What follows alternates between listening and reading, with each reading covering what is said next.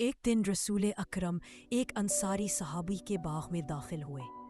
وہاں ایک اونٹ بندھا ہوا تھا۔ جیسے ہی اس اونٹ نے آپ صلی اللہ علیہ وسلم کو دیکھا، وہ بے قراری سے چلتا ہوا آپ صلی اللہ علیہ وسلم کے پاس آ گیا۔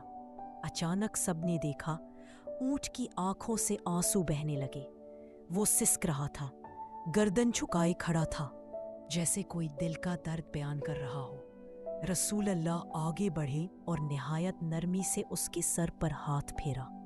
اونٹ فوراً خاموش ہو گیا، ایسے جیسے اسے سکون مل گیا ہو۔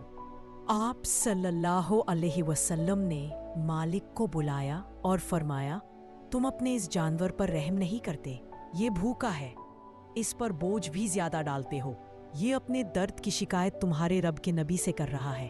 اس صحابی نے سر جھکایا اور وعدہ کیا کہ وہ دوبارہ کبھی جانور کو تکلیف نہیں دے گا۔ یہ ہے رسول رحمت علیہ وسلم کی رحمت کہ انسان تو انسان۔